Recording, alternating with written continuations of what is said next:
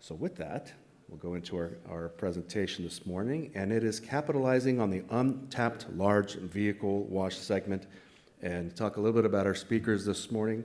Jerry Canfield is a Chief Innovation Officer for DNS Car Wash Equipment Company. He's been with DNS since 2005, and he's developed several lines of car wash equipment over the last few years. And with him this morning is also Mike Wagner, who's the VP of Sales and Marketing for DNS Wash Supply. So please help me introduce our speakers this morning.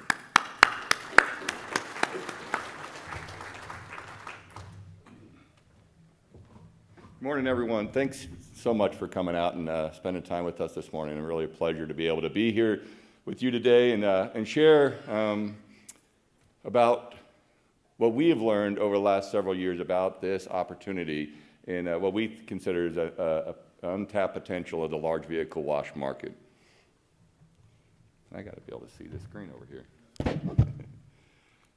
So a little bit about DNS. So DNS has been around since 1972. We've been known as innovators in the car wash industry. Our focus is in the self-serve and the in-bay automatic. And we developed our first in-bay automatic back in the 80s. It's called the DNS 5000. And we built over 1,000 of those things, peppered in every small town across the Midwest of the United States. And many of those are still in operation today. And then about 12 years ago, we unveiled the IQ line of car wash. I'm going to talk a little bit about the IQ technology, but over that time, we developed the IQ Soft Touch, what we started with, the IQ Touch Free, moved that into the IQ Self Wash, and then the IQ Max, which we're going to spend some time talking about today.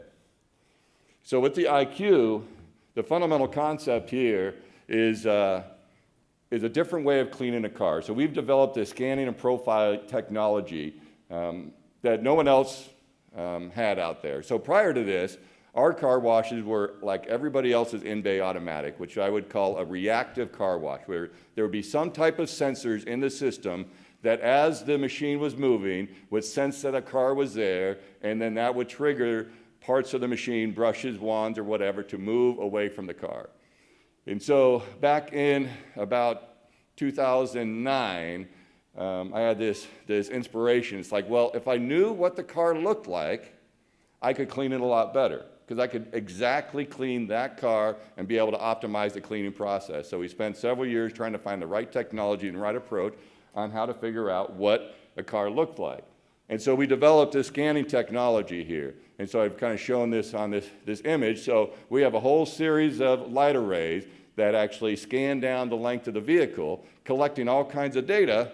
And with that, we're able to get a very accurate profile of what that vehicle looks like. Then with that profile information, we're able to calculate what the trajectory of the path of our wand or brush needs to take to exactly trace out the shape of that car, that specific car. And so in the case of a touch-free, not only is it maintaining those top wand nozzles a set distance away from the car, about 18 inches, which gives us optimal impact, but it also keeps those nozzles always pointed perpendicular to the surface of the car. So we always get the maximum impingement as we're going through.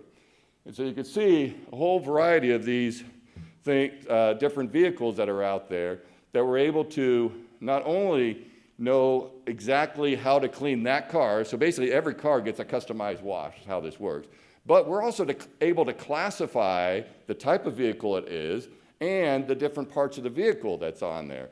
So we do things differently if it's on the windshield or on the hood or over the bed of a pickup truck. And so that gives us a lot of more capability to be able to clean that car optimally as fast as possible with the least amount of chemicals and water usage. So this is kind of what the story looks like. Since we unveiled this in 2012, we now have 820 IQs throughout the United States with a combined total of 50 million washes across the fleet. So the idea then is, well, this was so successful, where can we go with this? So that's when we come with the Max. And so we looked at vehicles like this, and we said, how are these being washed today, right? What about something like this? Or something like this? So this is the traditional way. right? All these vehicles today essentially get hand washed. And you'll see them. There's these hand wash facilities all over the country that's primarily focused on the tractor trailers. When you look at these other in-between sort of vehicles, there really isn't much option. They go and they hand wash them all. And so now there are other competitors out there in the market that do automatic washing of trucks. Things like these are several of the competitors out there. Primarily, they have brushing solutions. And so you can see the various brushing solutions. Now, these solutions can be great if you have a truck that looks like this, right? This kind of looks like a car just scaled up. Everything's nice and smooth. There's no obstructions out there. So brushes flow over vehicles like this. So very easy to wash this with brushes. But then you look at something like this. With all the different pieces that are hanging off it, the brushes just are not going to get around all those obstacles, right? So our approach is, in order to have one product that can wash anything that's in this large vehicle segment, which, by the way, that is defined as anything over 7.5 feet, because that's really, for the vast majority of in-bay automatics, that's your maximum height capacity, which is a large segment of the vehicles that are out there in the market that can't be washed in in-bay automatic today. Our approach is to do this touch-free to be able to maximize the number of vehicles that we can wash. You know, how would you wash something like that, right? Or something like that, a pumper truck, right? Brushes won't wash those, right? We need to have that touch-free to be able to get into all the nooks and crannies. Something like that. How is that going to happen? Hand wash today. Or a trash truck. Or what about that, right? Construction vehicles. How are those getting washed today? Once again, they're all being hand washed. Oops. And so, this summary there, if you got vehicles like the one on the left there, brushes are fine, right? That is not a large percent of the large vehicle washes on the market today. Most large vehicles on the market today look more like the things on the right, where there's lots of things hanging off of it where brushes can't get to it. So touch-free is the solution in our approach. Now, there are touch-free washes out there. This gives you an example. And these are the drive-through touch-frees. And they're very common. You'll see these in a lot of areas, especially for like municipalities and various fleet washes. Very easy to operate. But the problem is that all the nozzles are fixed, right? So you're not getting that impingement where you needed to get the impingement. So it's just basically running through an arch with spray nozzle. So in order to get these vehicles clean, we need to get the nozzles to the vehicle surface. So that approach doesn't work.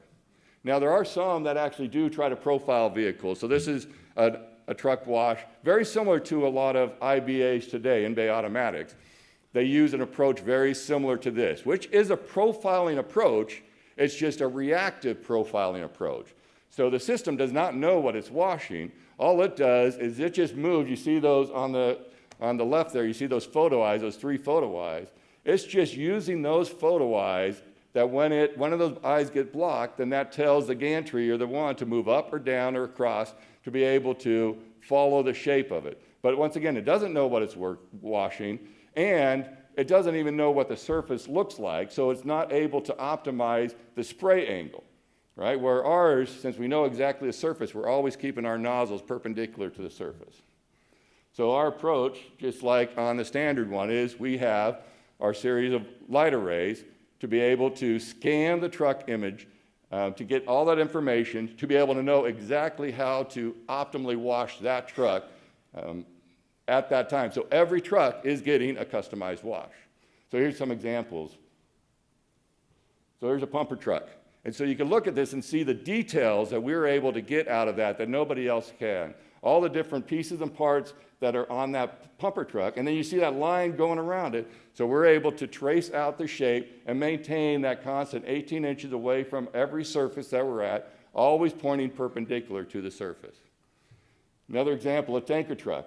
And you can see there, way on the left-hand side over the cab, we're able actually to pick up the antenna on there. So we're able to go around the antenna, so we're not knocking everything off. So we're getting all these details. You can see the hoses in between the cab and the trailer.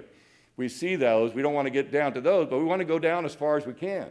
So our machine is the only one out there that's able to wash in between the cab and the trailer. So we can wash the back of the cab, down underneath, and the front of the trailer. Nobody else has even comes close to doing that. There's another tanker truck, give you an idea, and that one really shows how coming down behind. This is an interesting run, right? This is a flatbed with a moffat on the back of it, which is a type of a forklift. So once again, we're able to wash the cab, the trailer, and the moffat all at the same time and get them all equally clean. And here's one pulling some construction equipment.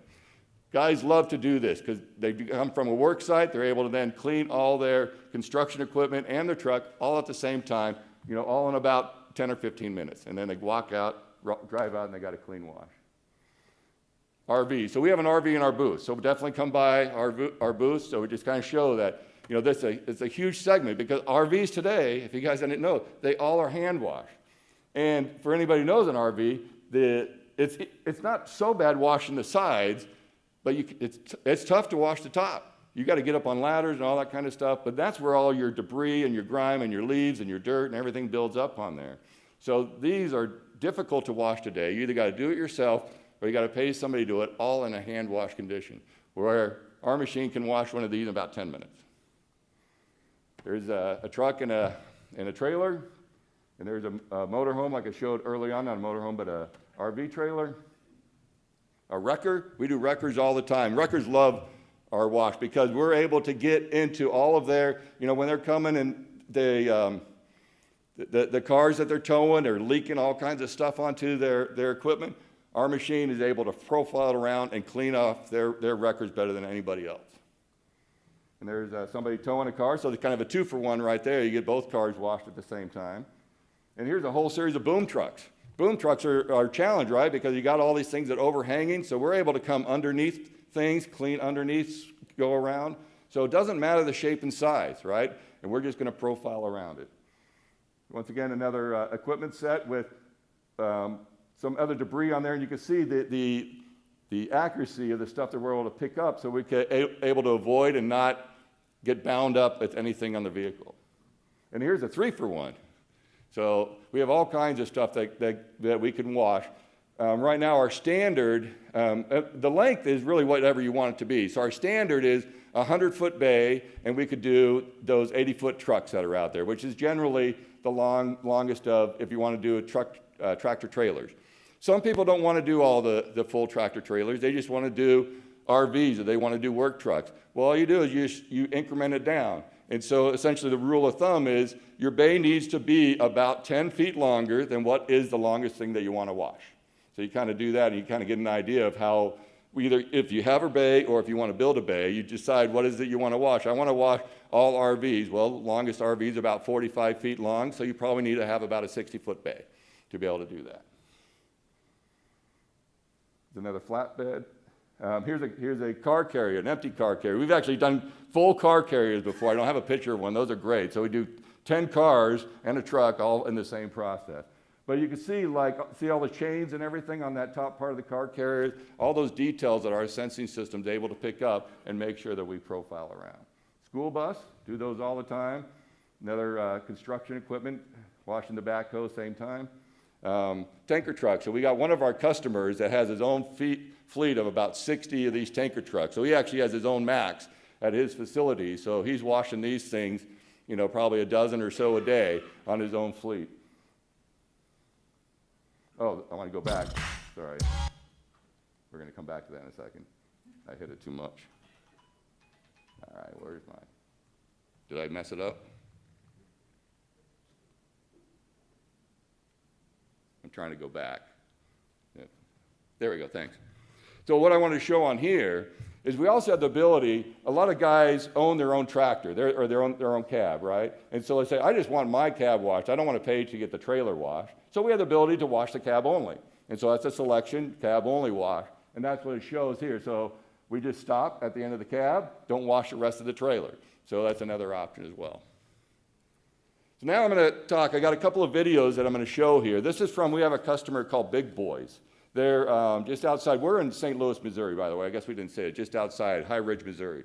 And so we've got a customer in Rolla, Missouri, which is pretty much right in the middle of the state. And they've recently built a 3-bay automatic truck wash, unattended, and they're really great at their marketing. So they've created some cool videos. So I'm going to show you a couple here so you can see the machine in operation and see what they have going on.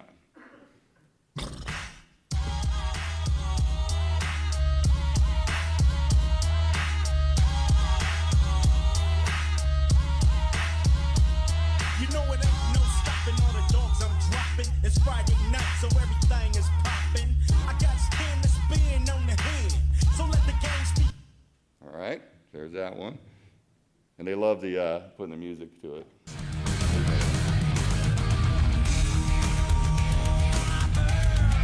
Fuel is pumping engines, running hard, loose and clean.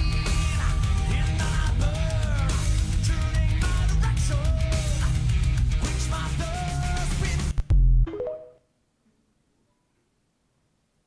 All right. So that's the end of my part. Mike's going to come up now and talk a little bit more. So I want to encourage you. We have the Max at our booth here, and Mike's going to explain where that is. We have got an RV in there. I'll talk to you about, come by, I'll talk about all the details, all the specs, how this thing operates, and anything else you want to know about it. Before we transition, just on what I covered from the technology and approach, is there any questions that's on your mind right now? Yes, sir. Yeah, I spoke to one guy and he said washing them is one thing, but drying vehicles is a whole other problem. You guys run into that? So his question is, in case everybody's didn't hear, is talk about drying vehicles. So we have about a third of our customers who install dryers in there.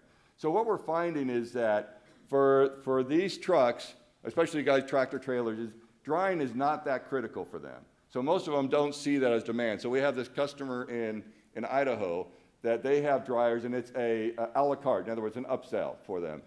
They don't get a lot of people selecting that upsell option. But you can. So we have dryers specced out that works for trucks, and so it's definitely an option you could add on there. You'll just have to analyze whether that makes sense for your market or not.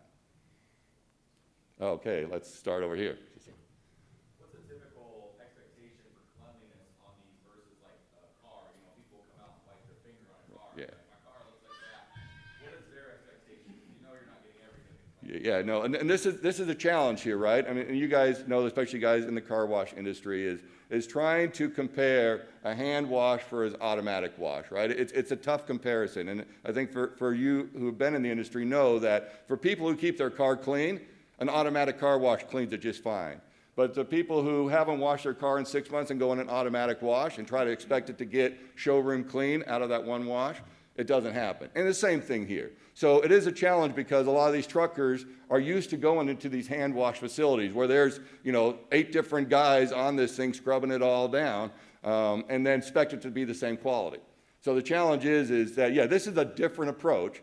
And so part of it is training those customers and setting their expectations right. I said, no, that you could go to a hand wash facility and pay, X amount of money and wait, 3 hours in line and having it take, 45 minutes. Or you could go to this approach and you get it done a lot quicker. The quality may not quite be there, but that's we think we do the best that an automatic can do, but it's always a challenge trying to compare it to a hand wash.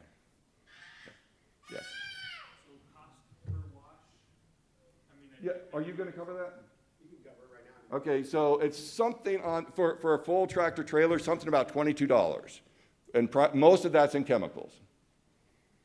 Yes, sir. Can you speak to the chemistry? Is it a high-low pass? Is it just a degreaser pass? How does this work?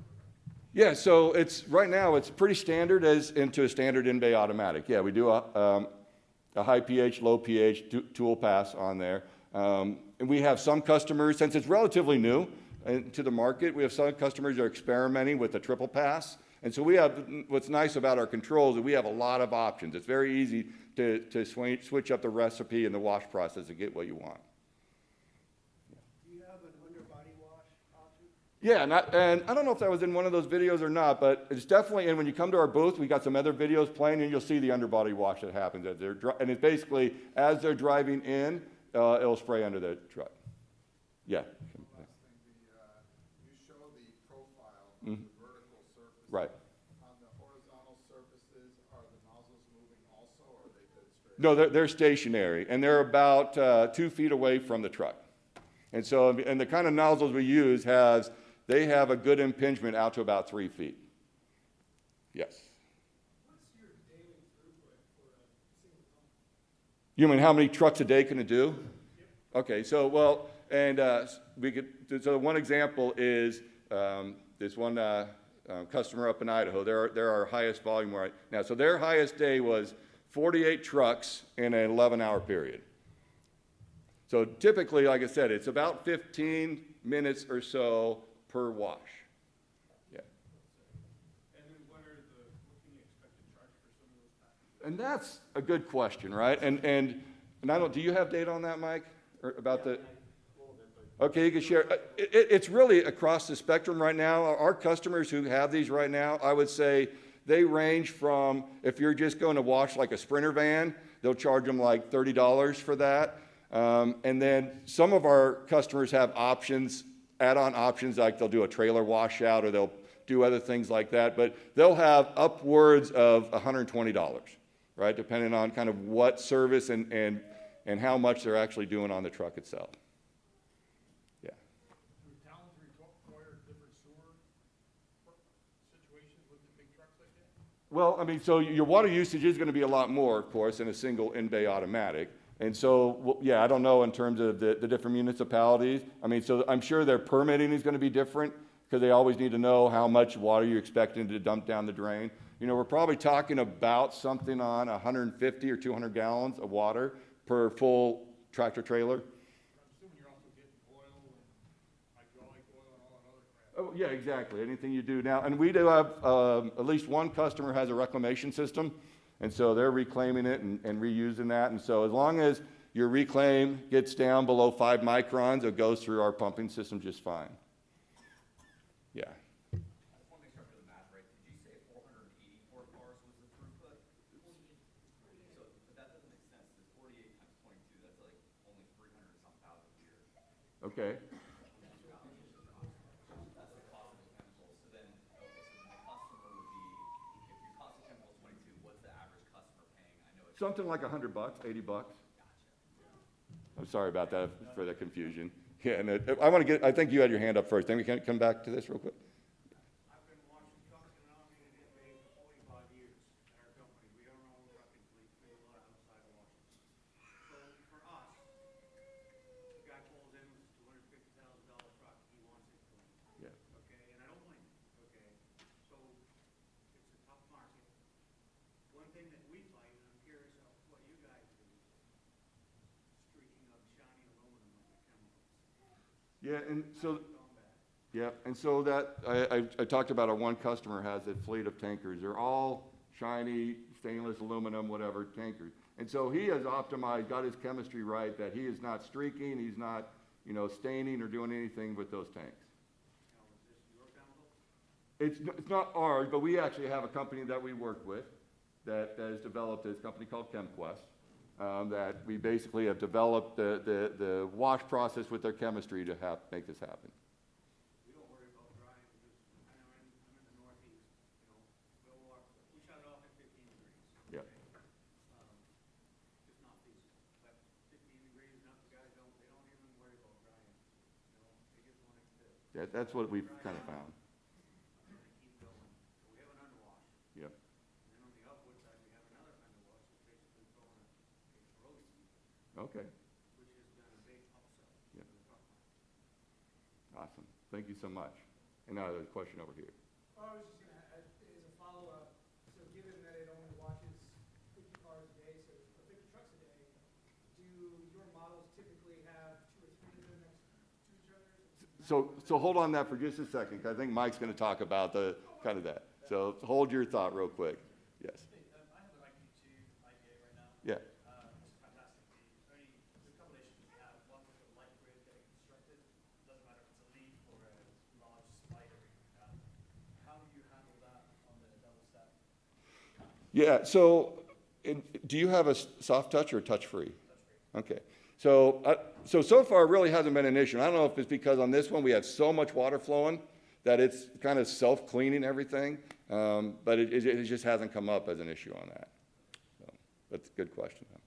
Well, I want to turn it over to Mike, and I'm sure there'll be other questions. So Mike, once again, is our VP of Sales and Marketing, and he's going to go over a lot of the kind of the financial side and kind of where these are out there and those sort of things, right?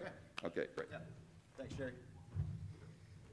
Yeah, so just want to start really with where we're at right now, customer base and what we're looking at. So we had a question over there of, you know, is there single, is there double, is there triple? We're seeing it everywhere. We're kind of seeing the market evolve, and we're seeing new stuff come constantly. So what we have up here is 1 for 49 that we did. So example for a travel center. So totally different market that, you know, that would be a very good market for us, and we're going to see a lot of truck traffic. So we're seeing in the travel center. The other one's Bluebird.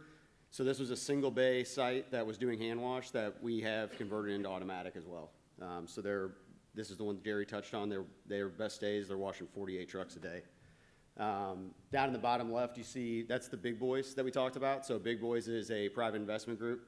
They have a large crew of tow trucks, and now they're using this as a revenue generator as well. So they're finding pieces of land that they can use for their fleet as well as drive revenue through the truck wash business and large vehicle.